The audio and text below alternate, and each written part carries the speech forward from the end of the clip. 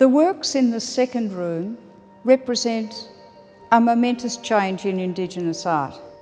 In 1971, at Papunya in the Western Desert, a group of senior men began to transfer the secret, sacred ritual designs made on the body or the ceremonial ground or objects onto rough sheets of composition board. This was done as an act of assertion and a means of holding on to their culture and of showing non-Aboriginal people that they had a right to remain on country.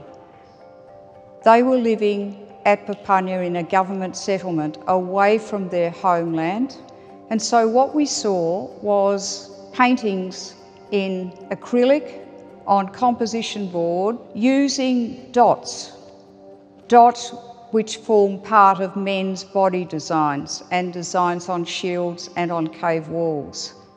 The designs are non-figurative and they're geometric. When these works came into the marketplace, non-Aboriginal people saw them and considered that these were works of art rather than ethnographic artefacts. This was a massive change for Indigenous art. A new art movement sprang up across the whole of the Western Desert during the 1980s in other communities such as Larjamanu, Yundamu, Balgo and so on. Initially, people of the Western Desert were a little bit cautious because men's ephemeral designs made in ceremony were made permanent and could be seen by women, children, uninitiated and non-Aboriginal people. It was a huge step forward and it liberated Aboriginal people across Australia to use new materials.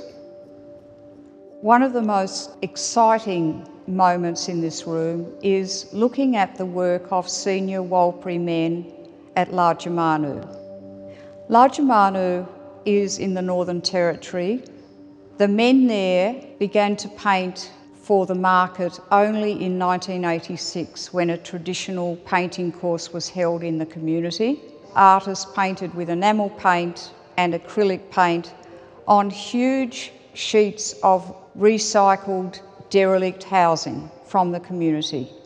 Artists such as Peter Blacksmith Japananka worked with raw freedom across large sheets of composition board the scale of men's ground paintings. The works project across space. They're very electrifying, and it's really a modern statement of community living at Larjamanu.